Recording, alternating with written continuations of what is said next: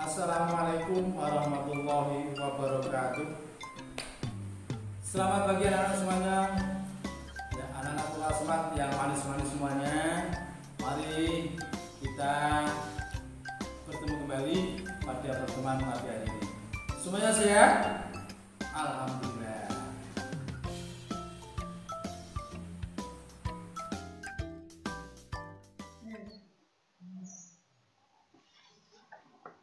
Assalamualaikum warahmatullahi wabarakatuh. Salam. Pagi hari ini kita memasuki bab yang ke-7, yaitu tentang materi beriman kepada malaikat Allah. Sebelum pelajaran kita mulai, marilah kita berdoa dulu kepada Allah. Semoga dalam pertemuan pagi hari ini ada manfaatnya bagi kita semuanya dan bermanfaat bagi seluruh orang yang mendengarkan nanti. Mari kita berdoa dulu. Bismillahirrahmanirrahim. Raditu billahi rabba wa bil islami dina wa bi Muhammadin nabiyya wa rasula. Rabbi zidni ilma warzuqni fahma. Amin. Baik, perjumpaan kita tadi saya sampaikan dan sudah memasuki bab yang ke-7 dengan materi beriman kepada malaikat Allah. Nah, tentunya anak-anak tahu siapa malaikat itu. Malaikat adalah makhluk Allah juga. Sebelum kita menginjak pada materi, perlu kita ketahui dulu bahwa tujuan pembelajaran pada bab ke-7 ini yaitu yang pertama, tujuan kita adalah untuk memahami makna beriman kepada malaikat Allah. Yang kedua, menyebutkan nama-nama dan tugas malaikat Allah.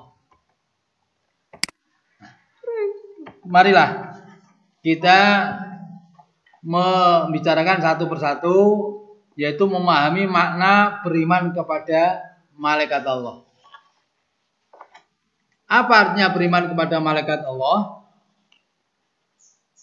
Beriman kepada malaikat Allah adalah meyakini dengan sepenuh hati bahwa malaikat Allah itu benar-benar ada.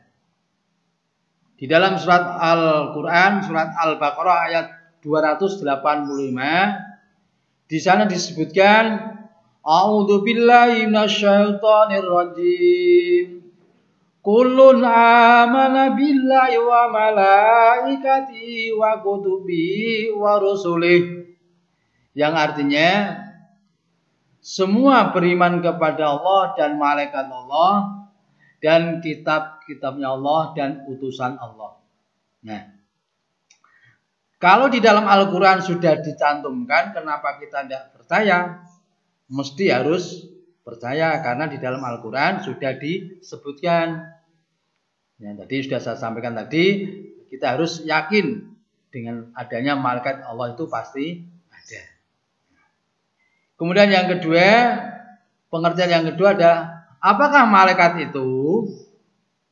Malaikat adalah makhluk Allah yang gaib, yang selalu taat atas perintah Allah. Kenapa Bapak sampaikan gaib? Karena malaikat itu tidak bisa dilihat oleh mata. Siapa yang pernah lihat malaikat? Nah, tentunya ada, cuman tidak bisa dilihat. Oleh karena itu, Bapak katakan itu sebagai makhluk gaib. Karena makhluk di dunia itu ada dua. Satu, makhluk gaib, dan yang kedua makhluk nyata. Nah, makhluk gaib seperti malaikat, jin, setan, surga, neraka, itu semuanya ada, tetapi tidak bisa dilihat oleh mata kita. Itu namanya makhluk gaib. Kemudian yang kedua makhluk yang nyata. Artinya makhluk yang dohir. Yang mata seperti kita manusia ini kan kelihatan. Nah, ada yang tidak kelihatan. Nah, kalau tidak kelihatan berarti temannya setan berarti ini. Kalau kita makhluk yang nyata atau makhluk yang dohir, tentunya kita akan bisa dilihat dan bisa nyata seperti tumbuh-tumbuhan, hewan dan sebagainya. Langit, bumi, gunung dan bisa. Walaupun jauh letaknya, tinggi letaknya, itu masih bisa dilihat oleh mata karena itu termasuk makhluk dohir atau makhluk yang nyata. Kemudian di situ ada tulisan selalu taat. Kenapa kok selalu taat? Iya. Malaikat tidak seperti halnya manusia, seperti kita. Kalau malaikat tidak pernah ingkar, tidak pernah membohongi seperti manusia. Seperti kita ini seringkali membohongi diri sendiri, membohongi orang tua, membohongi bapak guru dan ibu guru dan sebagainya. Pernah tahu kalian membohongi? Nah, yang tahu dirinya sendiri dan Allah. Meskipun orang lain tidak tahu bahwa kamu membohongi, Allah akan tahu. Oleh karena itu jangan sekali-kali membohongi pada diri kita sendiri, pada orang tua, pada Allah. Sekali-kali jangan berbuat seperti itu. Ingat, di sebelah kita tadi ada malaikat yang mencatat pada amal kita nanti. Nanti kita di bab di pembelajaran di berikutnya nanti kita bahas dengan tugas-tugas malaikat. Kita ini pengertian dulu. Selalu taat, tidak pernah membantah dan tidak pernah mengingkari apa yang diperintahkan oleh Allah. Contoh, misalnya dia itu diperintah untuk sholat, selalu sholat terus. Diperintah untuk nyabut nyawa terus. Tidak pernah yang lain. Tidak seperti kita, kalau kita disuruh sholat, misalnya Ali sudah sholat nih, oh sudah Bu. Padahal masih nonton TV atau baru pulang dan sebagainya, ditanya sudah sholat. Itu namanya apa? Membohongi. Nah, yang namanya malaikat tidak pernah seperti itu. Kalau kalian berbuat baik, tentunya dicatat dengan baik. Berbuat buruk, tentunya dicatat dengan buruk. Tidak pernah membohongi pada kita sendiri. Jadi kalau kita malaikat seperti kita, bahaya. Artinya kita berbuat sesuatu baik, malaikat bisa disuap. Dah malaikat, saya ini berbuat buruk tadi, ini dibuat baik aja ya, tak kasih sekian. Tidak seperti itu. Nah, makanya di situ ada kata-kata selalu taat atas perintah Allah. Oleh karena itu, marilah kita benar-benar berbuat baik dan selalu taat atas yang diperintahkan oleh Allah. Jangan sekali-kali berbuat curang atau membohongi. Kemudian di dalam pembelajaran ini, malaikat sebenarnya ada berapa? Malaikat sebenarnya banyak sekali, tidak terhingga. Jumlahnya banyak banget. Bahkan manusia ada yang bertanya, berapa jumlah malaikat? Tidak seorang pun bisa menjawab jumlah malaikat yang ada. Yang tahu hanyalah Allah sendiri. Karena jumlahnya tidak terhingga. Sehingga tidak bisa diketahui jumlah sekalian berapa. Namun oleh buku ini dituliskan, malaikat yang wajib kita imani atau kita percayai jumlahnya terbatas, hanya ada 10. Berapa? 10. Nah, ini yang harus kita imani dan harus kita hafalkan. Harus, tidak boleh tidak.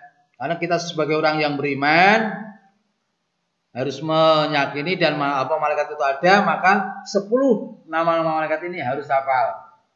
Yang pertama malaikat Jibril, 2 malaikat Mikail, 3 malaikat Israfil, yang keempat malaikat Izrail, yang kelima malaikat Munkar, dan keenam malaikat Nakir, yang ketujuh malaikat Raqib, yang kedelapan malaikat Atid, 9 malaikat Malik, dan yang terakhir malaikat Ridwan.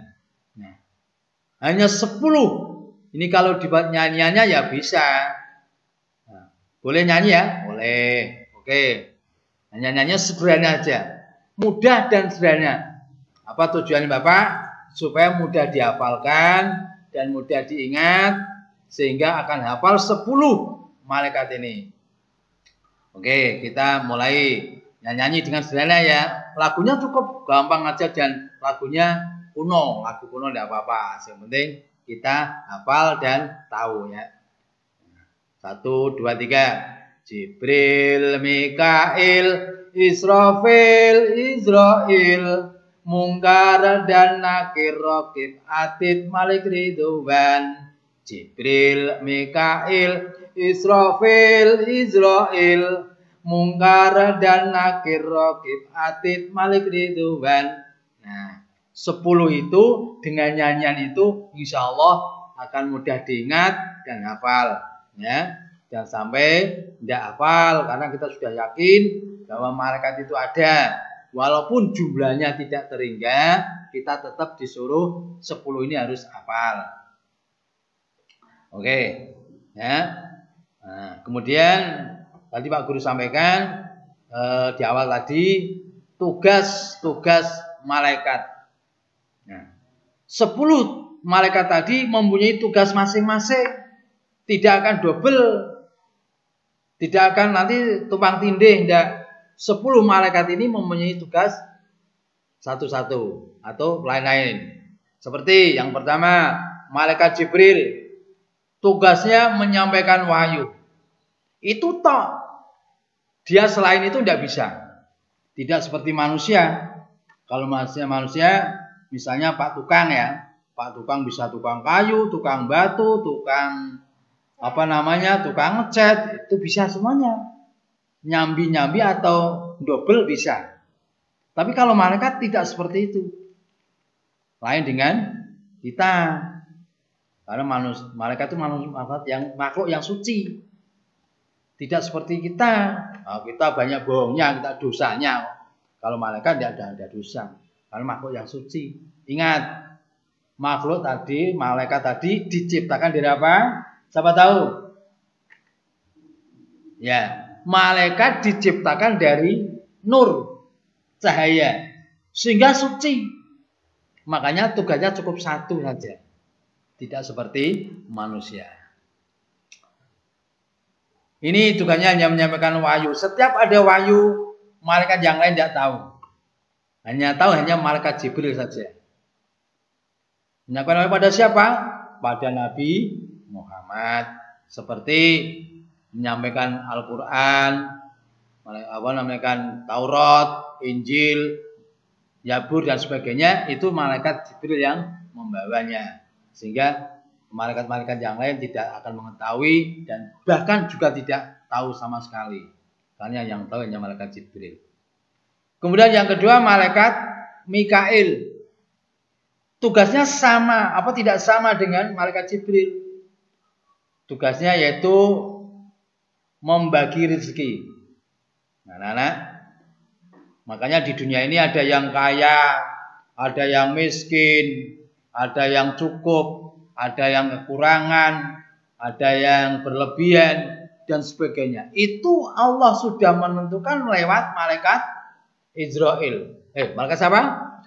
Mikail. Izrail salah kalau kamu manut aja. Malaikat Mikail. Sehingga kita tidak boleh meri, tidak boleh iri, tidak boleh iri dengan yang lain. Misalnya Ahmad itu kaya, si Karim itu orangnya kekurangan. Jangan meri pada Ahmad. Wah, Ahmad itu enak, semuanya punya, mobil punya, rumahnya bagus dan sebagainya. Kalian Jangan meri, itu karena sudah ditakdirkan oleh Allah.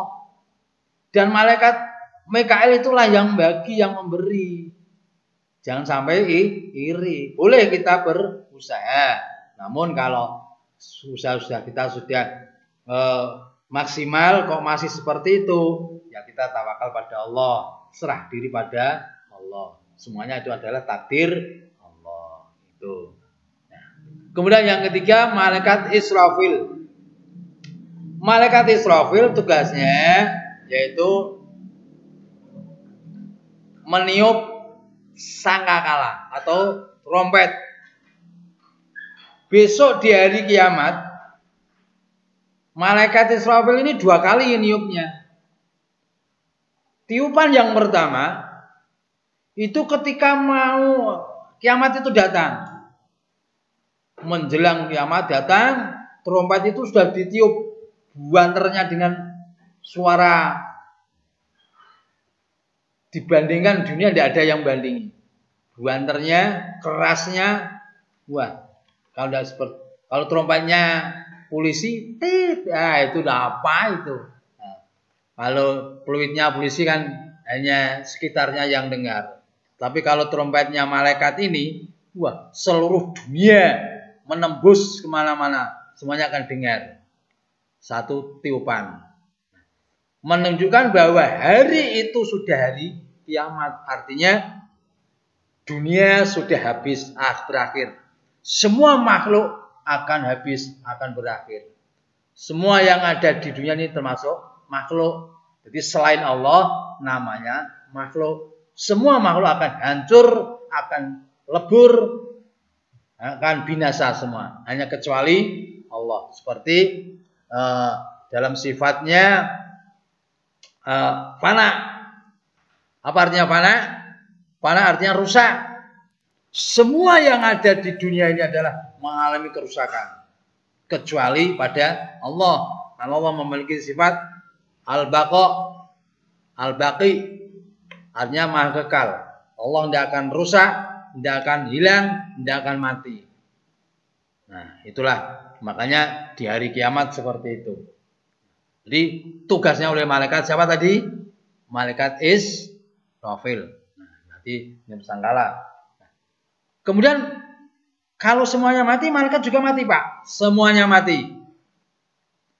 Malaikat semuanya mati juga karena Pak termasuk makhluk. Jadi malaikat tidak, wah malaikat berarti tidak mati ya? Oh enggak. Semua tetap mati. Nah kalau mati yang niup siapa Pak? Ya tetap malaikat Israfil. Tugasnya malaikat Israfil. Nah kemudian kalau yang kedua, nah, malaikat Israfil di mana Pak? Allah Maha Kuasa. Ingat, Allah Maha Kuasa. Saat mau niup trompet yang kedua, malaikat Israfil dihidupkan lagi oleh Allah. Setelah dihidupkan, malaikat Israfil kemudian meniup sangkakala yang kedua. Setelah ditiup, manusia yang telah mati berjuta-juta tahun, yang ratus-ratus ribu tahun, semuanya bisa bangun kembali, hidup kembali. Terus yang mati jutaan tahun gimana Pak? Orang janda rusak. Itu sepertinya pertanyaan yang tidak percaya dengan Allah. Allah pasti dengan kekuasaan itu semuanya bisa dibuat seperti sedia kala. Bentuknya cuman berbeda. Jadi bangun di dalam kubur setelah manusia itu mati oleh malaikat Israfil ditiup sangkakalanya lagi, manusia nanti bangun dari kuburnya akan bentuknya berbeda-beda. Bentuknya ada yang bagus, ada yang baik, ada yang menggilakan. Yang gilani lah. Ada yang menggilakan. Kalau menggilakan toh menggilani. Ada yang bentuknya seperti kera, ada yang bentuknya seperti anjing, ada bentuknya seperti macan, dan sebagainya. Bentuknya macam-macam. Sesuai dengan kehidupan ketika hidup di dunia. Kalau di dunia baik amalnya, baik tingkah lakunya, baik budi pekertinya, tentunya bangun dari kubur bentuknya akan hebat, bagus. Tetapi sebaliknya, kehidupan di dunia banyak maksiatnya, banyak amal buruknya, baik buruk tingkah lakunya, buruk akhlaknya, sudah pasti bangun dari kubur bentuknya nanti akan menggilani. Atau menggilani apa? Yang gilani. Bentuknya tidak sebagus seperti dulu. Walaupun ketika hidupnya ganteng, cantik, molek, tampan dan sebagainya, belum tentu besok bangun dari kubur bentuknya akan sama seperti hidup di dunia.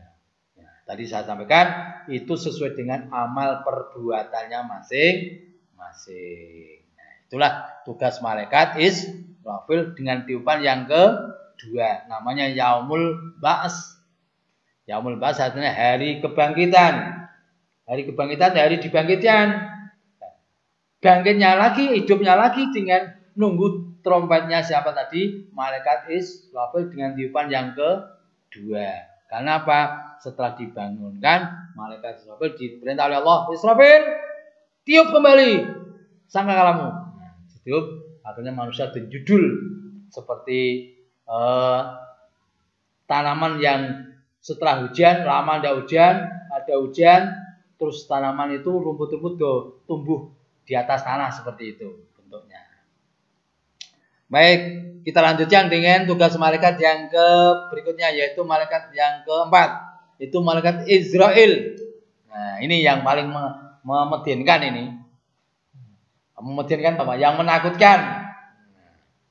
Malaikat Israel ini adalah malaikat yang tugasnya paling ngeri, yaitu mencabut nyawa. Tidak pandang bulu, itu presiden, itu rakyat, itu camat, itu pak guru atau bu guru, atau anak-anak, atau orang miskin, kaya, tidak pandang bulu.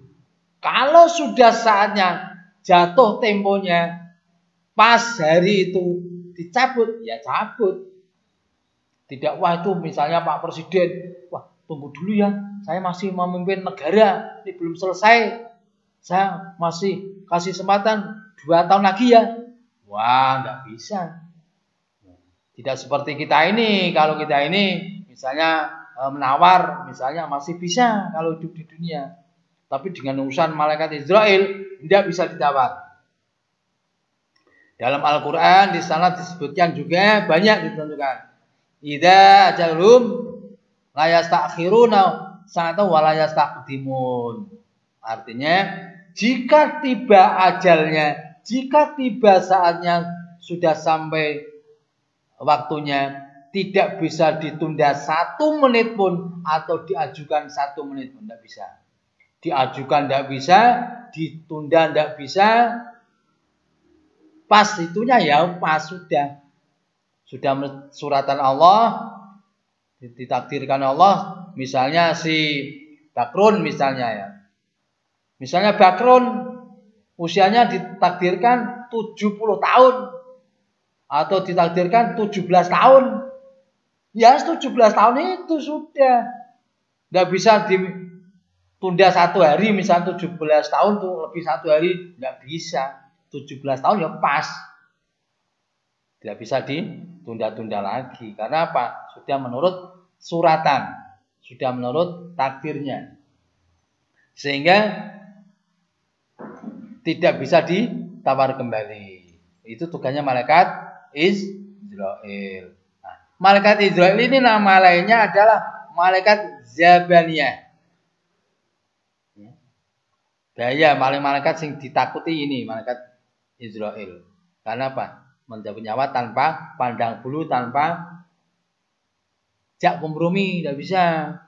Seperti nabi-nabi dulu, Nabi Zakaria mau dicabut, dia masih protes.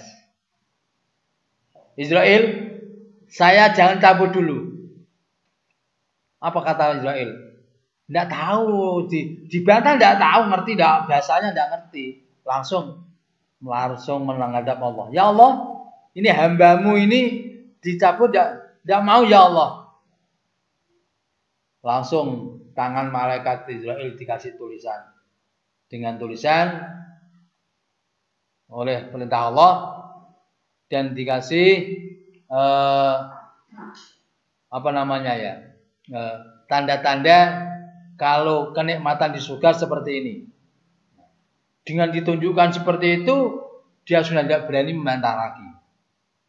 Langsung minta sekarang. Oh ya, saya cabut sekarang aja, Nah, seperti itu. Karena apa? Karena tahu kenikmatan di surga seperti apa. Nah, dia tidak tahan seperti itu. Makanya malaikat Israel ini tidak pandang bulu siapa saja, hari itu dicabut, tetap dicabut seperti itu. Kemudian yang kelima dan yang keenam ini sama tugasnya. Tugasnya sama. Apa tugasnya? Malaikat yang kelima munkar, yang keenam nakir. Kedua malaikat ini tugasnya sama, yaitu di dalam kubur. Manusia di dalam kubur, ingat, itu sendirian. Ketika manusia di dalam kubur setelah dimakamkan, 7 langkah manusia yang tahiyah dengan segeranya malaikat 2 ini langsung mendatangi orang yang baru dimakamkan. Apa tugasnya? Menanyai. Dengan datangnya sesuai dengan amalnya. Kalian tidak percaya? Belum coba sekarang. Siapa yang mau mencoba? Berani? Oh, tidak berani. Nah, kalau tidak berani ya udah. Percaya aja. 2 malaikat ini datangnya dengan beraneka ragam. Artinya apa? Tidak sama. Dengan yang menakutkan wajahnya, dengan suara yang kerasnya, melebihi suara halilintar yang menyambar itu. Sehingga dengan suara itu, tulang-tulang manusia yang baru dikuburkan bisa melesat semuanya. Karena dengan getarnya suaranya malaikat itu.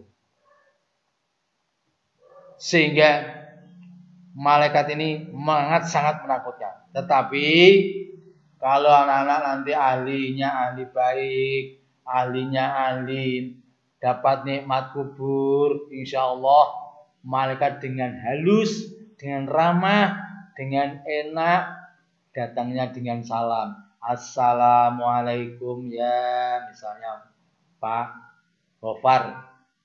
Assalamualaikum ya Pak Gofar. Enak.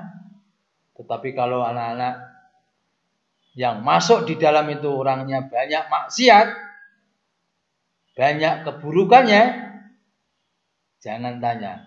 Malaikat datangnya sudah menyeramkan, suaranya kerasnya melebihi halilintar yang menyambar, luar biasa. Itulah malaikat 2 ini yang sangat menakutkan di dalam kubur. Bahwa kita di dalam kubur nanti besok tidak ada teman, tidak ada temannya yang menemani. Kalau di akhirat banyak temannya, hidup di akhirat banyak temannya. Tetapi kalau dalam kubur sendirian, itu namanya rumah gelap, rumah sengsara. Di mana? Yaitu dalam kubur, namanya rumah gelap, rumah sengsara. Sehingga jangan sampai kita mengalami hal itu.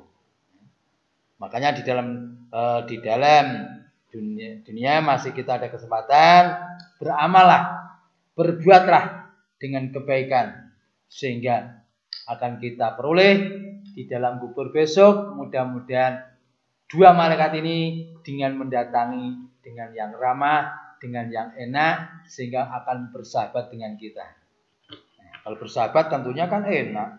Seperti kalian bersahabat dengan temanmu, tentunya nyambutnya baik apa enggak? Baik. Assalamualaikum ya Ahmad, ya Pak siapa? Disambut dengan enak. Tapi kalau sudah tidak bersahabat, cuekin aja. Dengan wajah yang cemberut, dengan wajah yang suram dan sebagainya. Nah, kemudian yang ke-7, malaikat raqib. Tadi awal Pak Guru sampaikan, di dalam sebelah kita ada malaikat Allah yang namanya malaikat. Inilah yang bertugas. Malaikat raqib tugasnya adalah mencatat perbuatan yang baik. Semua perbuatan yang baik akan dicatat oleh malaikat raqib. Tidak sia-sia. Dalam Al-Quran disampaikan, wa may ya'mal misqala dzarratin khairan yarah, wa may ya'mal misqala dzarratin syarran yarah. Siapa yang beramal sebesar biji darah pun, sekecil apapun kebaikan, tentunya akan kelihatan. Raqib inilah yang tugasnya. Namun sebaliknya, jikalau perbuatanmu sekecil biji darah pun akan kelihatan juga. Nanti malaikat yang berikutnya yang mencatat. Malaikat raqib inilah selalu berada di sebelah mana? Sebelah ini apa? Kanan. Ya, sebelah kanan. Tetapi dia tidak pernah bisa dihapusi. Kalau kamu seperti sampaikan tadi, tidak bisa disuap seperti kita. Kalau kita masih bisa disuap, masih bisa kan? Bisa. Pak, nilai saya jelek Pak. Nah, dengan gini. Nah, bisa dibuat baik. Bisa kan? Bisa. Tapi kalau raqib, sorry, tidak bisa.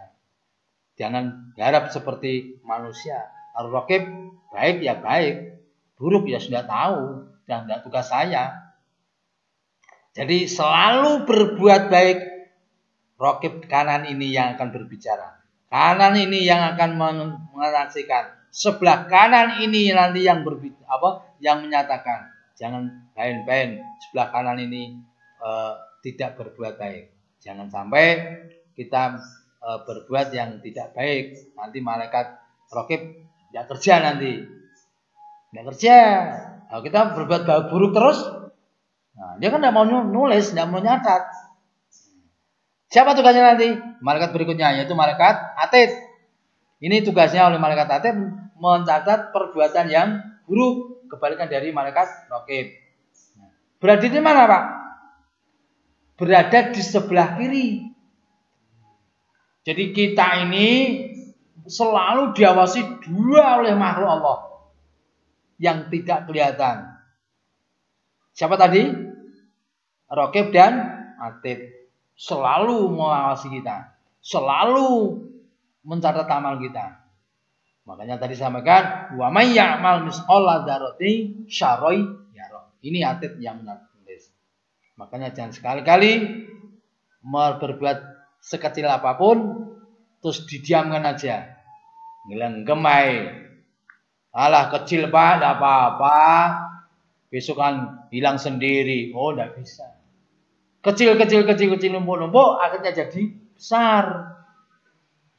Jangan dikira kecil itu akan hilang. Jangan sampai berperasaan buat kecil itu nanti akan hilang. Tidak bisa. Akan menumpuk-numpuk, terus malah lebih, nanti bisa menjadi besar. Nah, makanya kita harus berwaspada, kita harus berhati-hati. Kalau berbuat, melakukan sesuatu, ingat, raqib dan atid selalu ada di samping kita. Ya. Kemudian yang selanjutnya ke-9, malaikat. Tugas malaikat Malik. Nah, ini yang tidak mau bersahabat pada kita ini. Malaikat Malik tugasnya adalah di pintu neraka. Wah, seremnya bukan main ini kalau kita lihat. Namun kita belum bisa lihat sekarang. Kalau besok melihat di sana, jangan tanya. Kejamnya bukan main. Sekali pegang, lempar. Sekali pegang, lempar. Tidak untuk sebentar malaikat, saya tak gini. Oh, tidak ada. Begitu sudah masuk di sebelah pintunya, di depan pintu, tidak disapa, tidak apa, langsung pegang, langsung dilempar ke neraka. Jadi tidak akan ada komunikasi. Tidak ada komunikasi dulu. seperti kita. Yang terakhir adalah malaikat Ridwan. Malaikat Ridwan tugasnya adalah menjaga pintu surga. Nah, ini yang bersahabat pada kita. Kalau kita termasuk ahli surga, nanti ketemunya dengan malaikat Ridwan, ramah banget. Dengan ramahnya malaikat Ridwan, dengan setiap sudah berada di depan pintu salami, assalamualaikum ya udkhulul jannah. Silakan masuk. Bahkan kalau punya amal yang khusus, masuknya aja suruh milih pintu yang mana. Enak kan? Enak. Itu kalau yang mempunyai amal yang khusus. Masuknya juga pintu khusus. Kalau amalnya amal biasa-biasa ya pintu umum. Seperti dalam masuk biskop itu kan. Kalian pernah masuk biskop enggak? Nah, seperti itu. Di pintu biskop itu ada yang pintu biasa umum, ada yang pintu VIP dan sebagainya. Yang pintu VIP pintunya yang luar biasa, bagusnya, hebatnya, ya. Yang pintu umum, jejel-jejelan itu. Jebel-jebelan, desak-desakan. Di sana pun sama. Ada yang pintunya pintu VIP, ada yang pintu umum untuk orang-orang yang umum yang biasa-biasa itu. Sama dengan di dunia. Itu bayangannya seperti itu.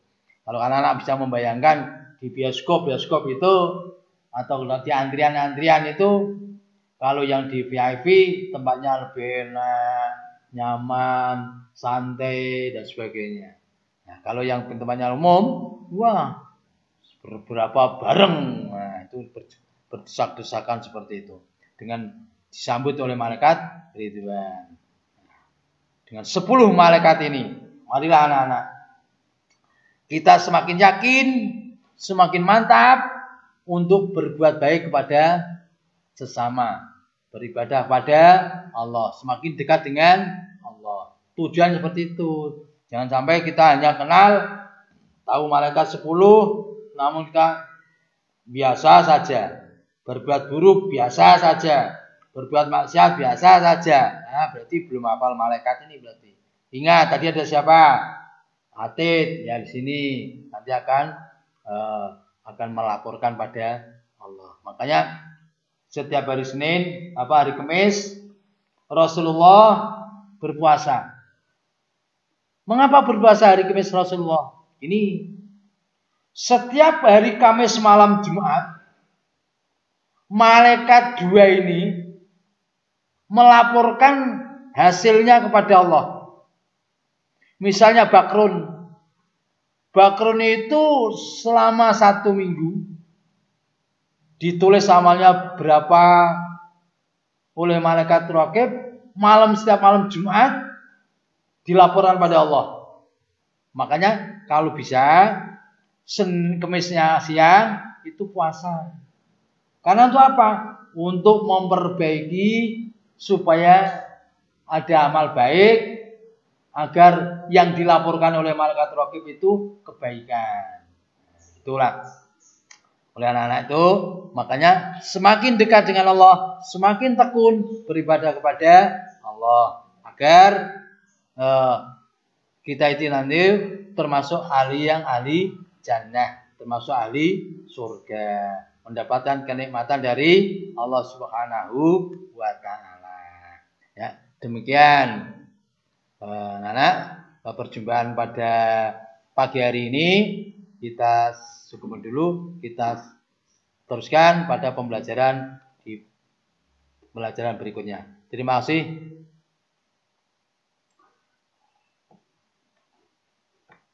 Sampai dengilar kabeh. Sekiranya pertemuan pada pagi hari ini sampai di sini dulu.